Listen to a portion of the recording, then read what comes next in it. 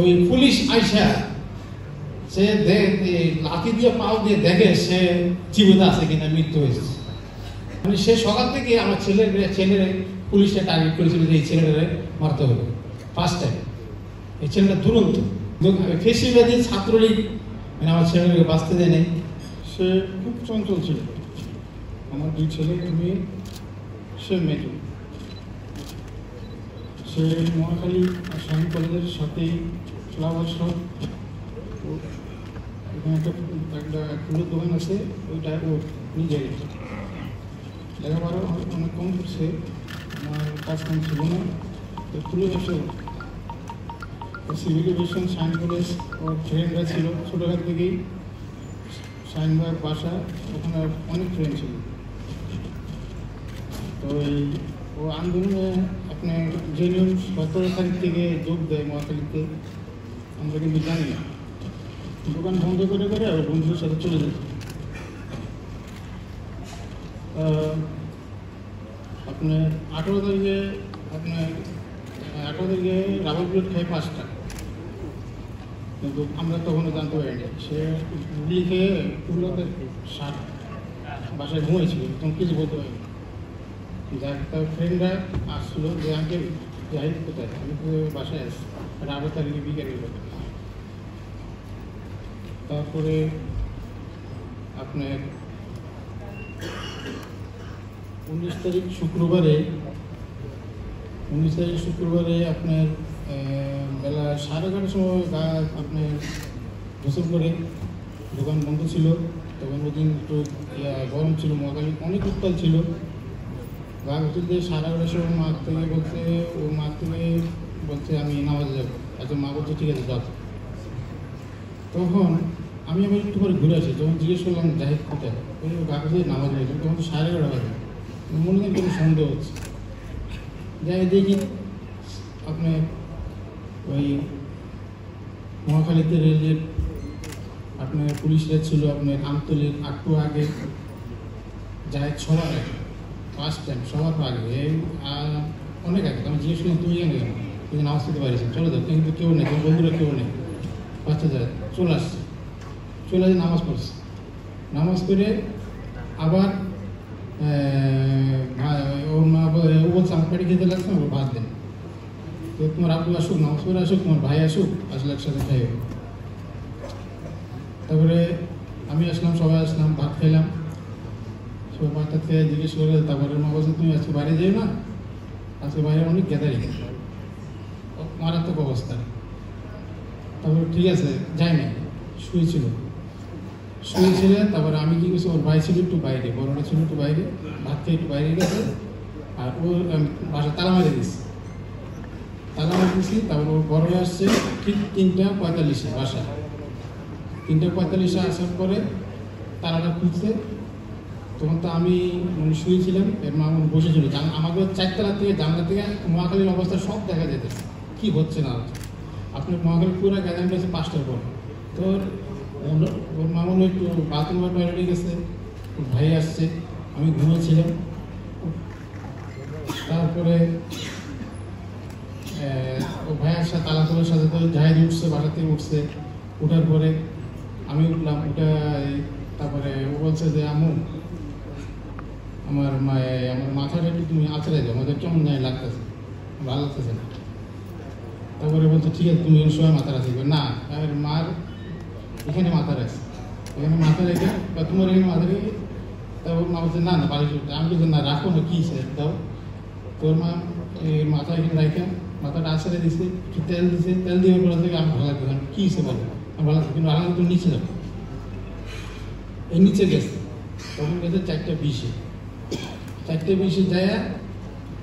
আবার সাথে আমি দৌড়াই গেছি নিচে, যাই দেখি যাই সবার 5 টাইম যাই, মানে খুব দূরত্ব ছিল। শাইন হয়ে গেলে আপনারা খবর নিয়ে দেখতে পারেন, জাহিদ হোসেন অনেক সাহসী, এবং দূরত্ব পুরো তেল দেওয়া লাগে। আমার জাহিদ হোসেন অনেক সাহসী, সে অনেক বয়স করতো না, মাত্র 19 বছর চলতেছে রানে, অনেক সাহসী। ফ্লাওয়ার ব্যবসা করে জাহিদ হোসেন নাম বললে আপনারা সব জানতে পারবেন। সে অন্যায় বরদাস্ত করতে পারত না। তারপরে এমন অবস্থা হয়েছিল ছেলেটা প্রায় ওই সময় আহত অবস্থা। তো ছেলেটা হাতে ছিল ইট পাথর, তখন তো রেল লাইন হাতিয়ার ছিল মহাখালীর একটাই, রেল লাইনে ইট আর পাথর। ওই ছাত্ররা সবার হাতেই এমন মারাত্মক অবস্থা ছিল ওই দিন। তো দেখেন, তাই ফ্রেন্ডরা বলতে যাই তোমার অবস্থা খারাপ, তুমি বাইরে চলে যাও, তোমার অবস্থা খারাপ, তুমি বাইরে চলে যাও, তোমার বাসায় নাই, তোমার আপনার পুলিশে টর্চার করবে। জানি না বন্ধুরা বলছে বাইরে গেলে বাপ মারে পুলিশ তাহলে যাবো, বাইরে যাবো না, লাখ লাখ এখানে সই দেবো না পুলিশ মারবো, দুইটার একটা। এরপরে আবার 15-20 মিনিট পরে 4:45 আমি আবার মহাখালী দিতাম, 5টা আবার। আমি কিন্তু মহাখালী শুক্রবার 3বার ধরেছি আমার ছেলেকে, আমি কিন্তু ওর পিছিয়ে আছি। এই ঘুরে আবার রিটার্ন ব্যাক কেমনে জানি চলে যাবে, আল্লাহ বাবুতে জানেন। ঘুরে রিটার্ন আমি 5 টাইম, সবার 5টে যাই, সবার 5টে। আমার কাছে ছবি আছে, আপনারা দেখতে পারবেন, সবার 5টে। বাবা তুমি সবার একদম, তুমি পিছনে আসো না, মানে হ্যাঁ আমাকে তাকাইছে, সরি সে আমার। তারপরে আপনার এই অনেক ছাত্ররা আছে, মানে এখনো দায়িত্বের কথা এখনো বলতে পারে না। শাইন কলেজ সিভিল ছাত্র মহাখালী, আপনার যেখানে দায়িত্বের কথা বলতে, অনেকে দায়িত্ব সবার 5টে খুব দৌড়াইছে পুলিশের, ব্রিজের উপরে দিয়ে যাইও দৌড়াইছে, পুলিশের দৌড়াইছে। মানে সে সকাল থেকে আমার ছেলের পুলিশটা টার্গেট করেছিল যে এই ছেলেটারে মারতে হবে ফার্স্ট টাইম। এই ছেলেটা দুরন্ত, আমাকে অনেকে বিষয় নিয়ে বাসা গেছে, আঙ্কেল আপনার জাহিদকে ডাক, জাহিদ কিন্তু সবার আগে যায় পাথর মারতেছে পুলিশে। ছাত্ররা ছিল, ছাত্ররা তো গ্যাস খায়া চোখ মুখ লাল, স্টুডেন্ট জেল মাইক অবস্থা, মারাত্মক অবস্থা। অনেক ছবি আছে আমার কাছে, ঠিক আছে। তো আমি কিন্তু 18 তারিখ আমি নিজে নামি আপনার ছাত্রদের সাথে, আপনার এই ব্রেক ইউনিভার্সিটির ছাত্ররা তোমার দুপুরে 11-12টার সময় নাম ছিল শাইন কলেজ সিভিল ডিভিশন, আর একটা কলেজ, 3জন ছাত্ররা, ছোটোগুলো কভার করতে পারতেছে না। তো বড়গুলো আসছে 2:টার সময় ওই পড়াদের সাথে আমি নিজে যোগ দিতে ইউনিভার্সাল হাসপাতাল আছে ওইখানে একটা, ওইখানে 2 মিনিট লাগে না যাইতে। দৌড়তেছিল, পড়ে গেছে। পড়ে যাওয়ার পরে ছাত্রলীগরা বেড়ে ধরে, সব ছবি আছে আমার কাছে, ছাত্রলীগের ধৈর্য ওইখানে মৃত্যু নিশ্চিত করে। কিন্তু সবাই বলছে যে যদি জাহিদ আসতো তো ছেলেরা বেঁচে যেতে পারতো, কিন্তু ফেসিবাদী ছাত্রলীগ মানে আমার ছেলেটাকে বাঁচতে দেয় নাই, মানে ওইখানেই মৃত্যু কভার করছে। কভার করে ওই পুলিশ আইসা সে লাঠি দিয়ে পাও দিয়ে দেখে সে জীবিত আছে কিনা, মৃত্যু হয়েছে।